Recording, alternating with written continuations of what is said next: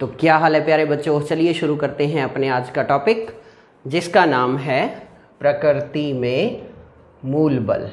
जो अपनी नेचर है उसके अंदर फंडामेंटल फोर्स कौन कौन से हैं, तो उनके बारे में आज अपने बात करते हैं। तो प्रकृति में मूल बल या प्रकृति के मूल बल। ओके, तो देखा जाए तो टोटल 4 फंडामेंटल फोर्स हैं, 4 मूल बल हैं, तो जिनके नाम हैं सबसे पहले गुरुत्वाकर्षण बल।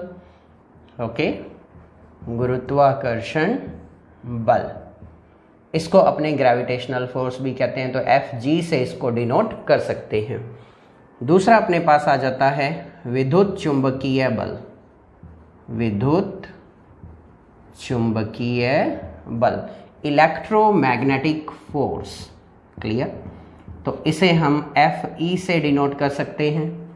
थर्ड अपने पास आ जाता है प्रबल नाभिकीय बल, स्ट्रॉन्ग न्यूक्लियर फोर्स।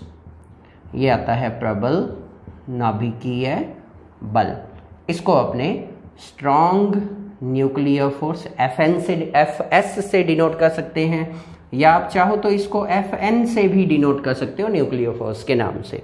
फिर 4 नंबर पर अपना आ जाता है दुर्बल नाभिकीय बल। दुर्बल नाभिकीय बल, ये वीक फोर्स है। ओके, इसको अपने Fw से डिनोट करते हैं। तो आज अपने पढ़ते हैं बल, एक तो अपने आज गुरुत्वाकर्षण बल के बारे में देखेंगे और फिर इसी वीडियो में अपने विद्युत चुंबकीय बल के बारे में पढ़ेंगे। तो देखो, गुरुत्वाकर्षण बल नाम से ही पता चल रहा है कि एक प्रकार का आकर्षण बल है। जैसे आप सभी जानते हो कि सूर्य और पृथ्वी के बीच में गुरुत्वाकर्षण बल है, पृथ्वी और चंद्रमा के बीच में गुरुत्वाकर्षण बल है। तो मतलब कि किन्हीं भी 2 ऑब्जेक्ट या 2 द्रव्य कणों के मध्य, ये अपने पास मान लो कोई कण है, कोई पिंड है जिसका द्रव्यमान है m1, और ये दूसरा पिंड है जिसका द्रव्यमान है m2। तो इन दोनों पिंडों के मध्य एक आकर्षण बल लगेगा, उस आकर्षण के बल को गुरुत्वाकर्षण बल कहते हैं। क्या कारण है इन दोनों के बीच ये बल लग रहा है? तो इस बल का कारण इन दोनों का द्रव्यमान है। तो किन्हीं 2 पिंडों के मध्य उनके द्रव्यमान के कारण लगने वाले आकर्षण बल को गुरुत्वाकर्षण बल कहा जाता है। ये बल जो है न्यूटन ने डिफाइन किया था, और इसने न्यूटन ने जो है फॉर्मूला भी दिया था, एक नियम भी बताया था, जिसे गुरुत्वाकर्षण का सार्वत्रिक नियम कहते हैं। और इस नियम के अनुसार गुरुत्वाकर्षण का सार्वत्रिक नियम, okay, universal law of gravitation. तो गुरुत्वाकर्षण के सार्वत्रिक नियम के अनुसार क्या होता है, किन्हीं 2 पिंडों के मध्य लगने वाला आकर्षण बल उन दोनों पिंडों के द्रव्यमान के गुणनफल के समानुपाती होता है। किन्हीं 2 पिंडों के मध्य लगने वाला आकर्षण बल उन दोनों पिंडों के द्रव्यमान के गुणनफल के समानुपाती होता है, तथा दोनों के बीच की दूरी के वर्ग के व्युत्क्रमानुपाती होता है। जैसे मान लो इनके बीच की दूरी r है, तो वो जो नियम है वो दूरी के वर्ग के व्युत्क्रमानुपाती बल को दर्शाता है। मतलब कि बल दोनों के द्रव्यमान के गुणनफल के समानुपाती होगा और बीच की दूरी के वर्ग के व्युत्क्रमानुपाती होगा। तो इसको अपने सॉल्व करके देख सकते हैं कि F समानुपाती हो जाएगा m1 m2 और व्युत्क्रमानुपाती हो जाएगा r² का, अर्थात F समानुपाती है m1 m2 और F व्युत्क्रमानुपाती है किसके, r² के। तो मैं इसको एक साथ लिख देता हूं इस तरह से। ओके, यहां पर समानुपाती नियतांक आ जाएगा G m1 m2 upon r²। इस G को समानुपाती नियतांक या सार्वत्रिक गुरुत्वाकर्षण नियतांक भी कहते हैं। इसकी वैल्यू होती है, हेनरी कैवेंडिश ने एक्सपेरिमेंट से इसकी वैल्यू को फाइंड आउट किया था। तो इसकी जो वैल्यू है वो है 6.67 इंटू 10 की पावर -11। अब इसका मात्रक क्या हो जाएगा? तो मात्रक हम डायरेक्ट नहीं लिखेंगे, बना करके देखेंगे। अगर मैं यहाँ से g की वैल्यू फाइंड आउट करूँ तो वैल्यू मेरे को मिलेगी g बराबर r², इधर चला गया तो f r² और m1 अपॉन m2 इसके अपॉन में आ गए। ओके, m1 m2 इसके अपॉन में आ गए। बल का मात्रक क्या होता है सभी जानते हैं अपने, न्यूटन। r है दूरी और उसका स्क्वायर मतलब कि मीटर का स्क्वायर, न्यूटन मीटर स्क्वायर, और पर किलोग्राम इंटू किलोग्राम मीन्स पर kg स्क्वायर। तो ये मात्रक अपने को मिल गया g का। तो एक बार फिर से, किन्हीं दो पिंडों के मध्य उनके द्रव्यमान के कारण लगने वाले आकर्षण बल को गुरुत्वाकर्षण बल कहा जाता है, और गुरुत्वाकर्षण के सार्वत्रिक नियम के अनुसार यह बल दोनों पिंडों के द्रव्यमान के गुणनफल के समानुपाती और बीच की दूरी के वर्ग के व्युत्क्रमानुपाती होता है। तो ये था गुरुत्वाकर्षण बल, जिसको हम Fg से भी डिनोट करते हैं। तो और ये था गुरुत्वाकर्षण बल में g का वैल्यू, इतनी वैल्यू होती है।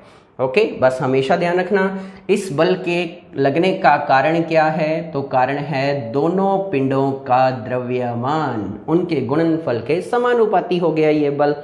तो ये था अपना एक बल गुरुत्वाकर्षण बल।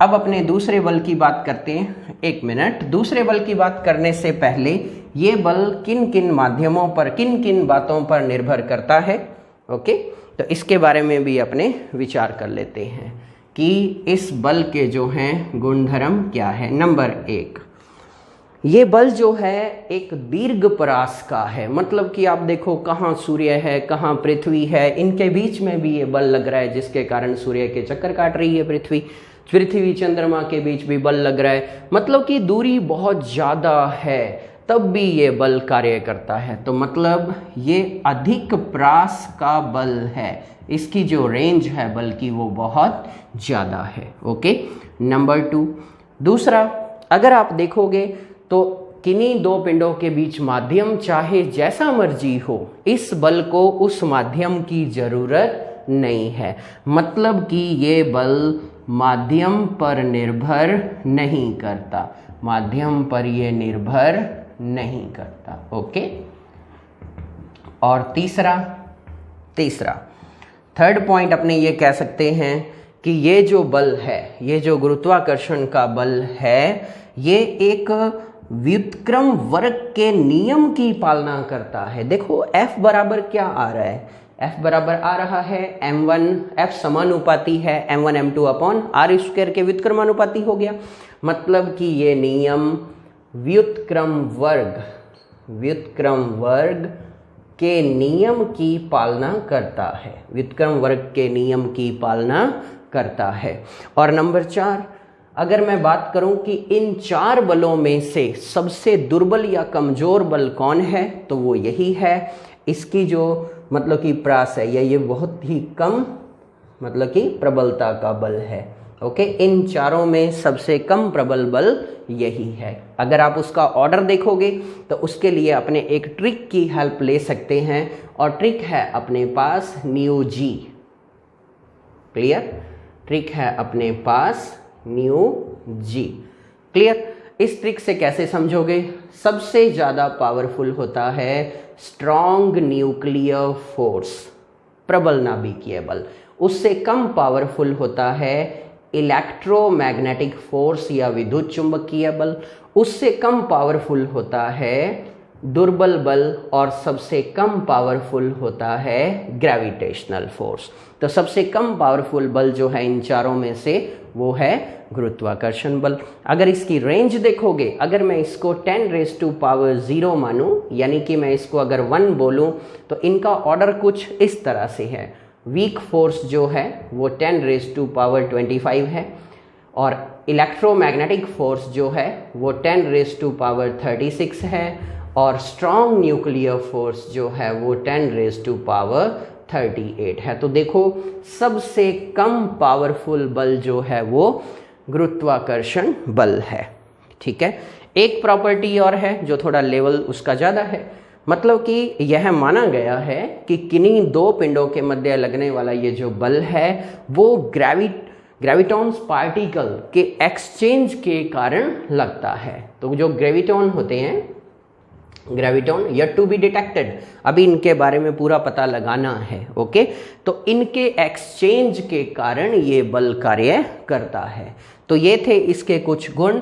लॉन्ग रेंज का है, इन्फाइनाइट रेंज भी कह सकते हैं, माध्यम पर निर्भर नहीं करता, व्युत्क्रम वर्ग के नियम की पालना करता है, और यह बल इन चारों बलों में से सबसे दुर्बल है। तो ये था गुरुत्वाकर्षण बल। अब अपने बात करते हैं दूसरे बल की, जिसका नाम है विद्युत चुंबकीय बल। तो देखो, विद्युत चुंबकीय बल आप 12th क्लास में आगे जाकर के पढ़ोगे। 12th क्लास के अंदर इलेक्ट्रोस्टैट को पढ़ोगे। तो कूलाम ने एक नियम दिया था, या कूलाम के अनुसार, तो पहले मैं लिख देता हूं, विद्युत चुंबकीय बल। Okay, electromagnetic force number 2। तो एक अपने पढ़ लिया है। तो अब देखो, एक साइंटिस्ट था कूलम। कूलम ने क्या कहा कि अगर अपने पास दो स्थिर बिंदु आवेश हैं, ये अपने पास कोई दो आवेश हैं, स्थिर बिंदु आवेश हैं, एक जगह स्थिर है एकदम से। बिंदु आवेश का मतलब होता है दोनों के बीच की जो डिस्टेंस है वो इनके साइज से बहुत ज़्यादा है। ओके, या इनकी डायमेंशंस बीच के डिस्टेंस के कंपैरिजन में बहुत कम है, तब इनको बिंदु आवेश माना जाता है। तो किन्हीं दो स्थिर बिंदु आवेशों के मध्य एक प्रकार का बल कार्य करता है। अगर अच्छी तरह से आप देखोगे तो आप सब जानते हो, या हम ये सब जानते हैं कि प्लस प्लस एक दूसरे को हमेशा प्रतिकर्षित करते हैं, माइनस माइनस भी एक दूसरे को हमेशा प्रतिकर्षित करते हैं, प्लस माइनस जो है वो एक दूसरे को हमेशा आकर्षित करते हैं, और माइनस प्लस जो है कह लो एक दूसरे को क्या करते हैं, आकर्षित। तो कहने का मतलब समान प्रकृति का आवेश एक दूसरे को प्रतिकर्षित करता है और विपरीत प्रकृति का आवेश हमेशा आकर्षित करता है।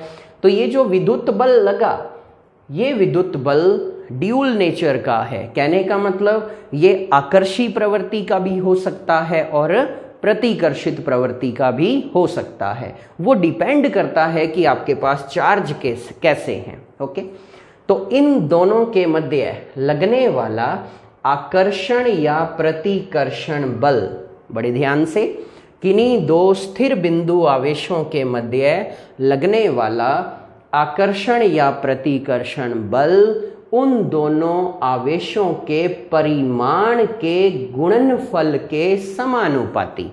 पहले हमने क्या करना है, दोनों आवेशों का परिमाण निकालना है। परिमाण का मतलब इनको नेचर से फ्री कर दिया। कहने का मतलब प्लस हो चाहे माइनस हो, उसका रिजल्टेंट जो है वो पॉजिटिव आ रहा है एक तरह से।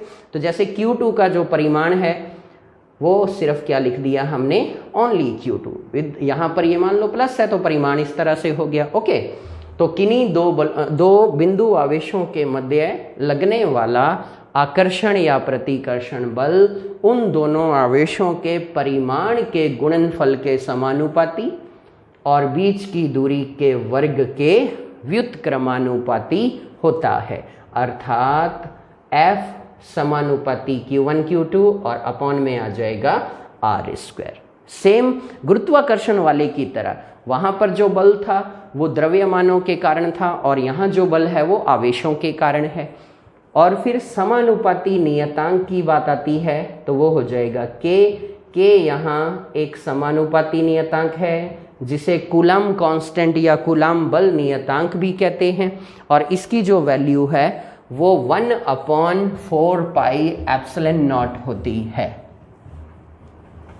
समझो इसको, इस K की जो वैल्यू है वो होती है 1/4 पाई एप्सिलॉन नॉट। इसको एप्सिलॉन नॉट बोला जाता है, या इसको हम कहते हैं निर्वात की विद्युतशीलता। मतलब कि जो मीडियम है, जैसे निर्वात हो गया, वो कितना अपोज कर रहा है, कितना विरोध कर रहा है, उसके विरोध की माप जो है वो विद्युतशीलता है। और इसकी वैल्यू फिक्स होती है 8.854 इंटू 10 की पावर -12। अब बात आती है इसका जो मात्रक बनाना है वो कैसे बनेगा। तो बड़े ध्यान से पहले यहाँ पर एप्सिलॉन नॉट का मात्रक कैसे बनेगा, बड़े ध्यान से इसको समझना।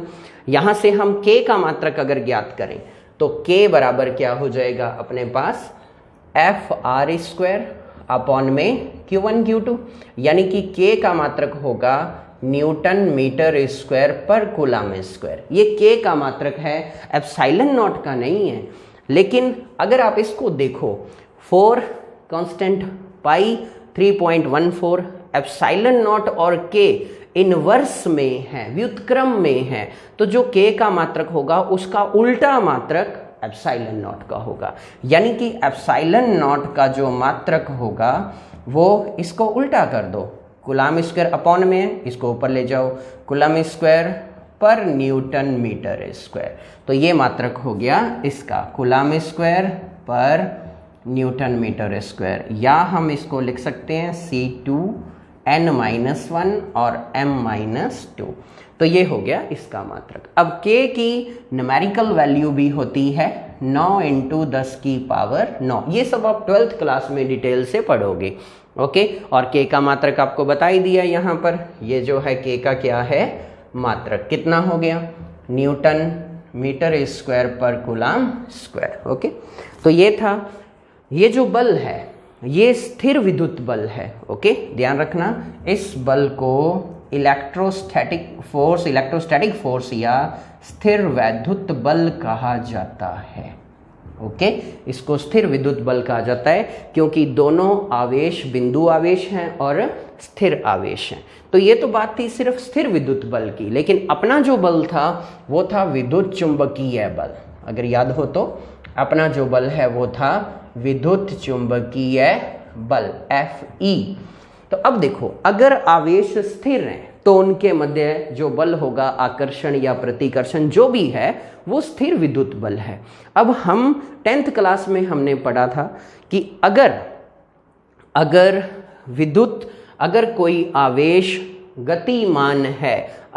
आवेश गतिमान है, तो वो चुंबकीय क्षेत्र अपने आसपास उत्पन्न करेगा। वो धारा वाला आपने पढ़ा था कि अगर अंगूठा धारा को बता रहा है तो फिर मुड़ी हुई उंगलियां चुंबकीय क्षेत्र को बताती हैं। तो अगर आवेश गतिमान है तो चुंबकीय क्षेत्र उससे संबंधित हो जाता है, या यूं कह लो, किसी गतिमान आवेश को अगर चुंबकीय क्षेत्र में रखा जाए या ले जाया जाए, या किसी आवेश की गति चुंबकीय क्षेत्र में करवाई जाए, तो वो आवेश अपने ऊपर बल अनुभव करेगा, जिसे चुंबकीय बल कहते हैं। बड़े ध्यान से, अगर कोई आवेश चुंबकीय क्षेत्र में गतिमान है तो वो उस चुंबकीय क्षेत्र के द्वारा अपने ऊपर बल अनुभव करेगा।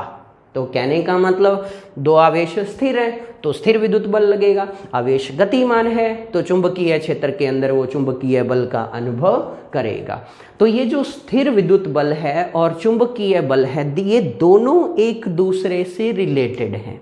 तो अगर मैं एक साथ बात करूं कि आवेश गतिमान हो रहा है, तो अगर मैं यूं भी तो मैं कह सकता हूं कि टोटल बल जो हो गया वो विद्युत चुंबकीय बल हो गया, क्योंकि आवेश क्या हो चुका है, गतिमान, ओके। तो इस बात का याद रखना, ध्यान रखना इस बात का। 12th में हम इसको डिटेल में पढ़ेंगे। 11th की अगर अपने CBSE की बात करें, NCERT की बात करें, तो ये बताया जाता है, सिर्फ एक ही लाइन में इसको क्लियर किया जाता है कि किन्हीं दो आवेशों के मध्य लगने वाला बल विद्युत चुंबकीय बल कहलाता है, ओके। बड़े ध्यान से, किन्हीं दो आवेशों के मध्य लगने वाला बल विद्युत चुंबकीय बल कहलाता है। लेकिन अगर इसको अच्छी तरह से डिटेल में पढ़ोगे तो आपको पता लगेगा कि अगर आवेश स्थिर हैं तो उनके मध्य स्थिर विद्युत बल कार्य कर रहा है, गतिमान है तब हम इस बल की स्टडी करते हैं, क्योंकि एक आवेश से विद्युत प्रभाव और चुंबकीय प्रभाव दोनों संबंधित होते हैं, तब जाकर के हम इसको विद्युत चुंबकीय बल कह देते हैं। ठीक है, तो अगर मैं सीधा ही बोलूं कि किन्हीं दो गतिमान आवेशों के मध्य लगने वाला बल विद्युत चुंबकीय बल कहलाता है, तो ये बात भी बिल्कुल सही है। तो ये थे आज के अपने दो बल, गुरुत्वाकर्षण बल और विद्युत चुंबकीय बल।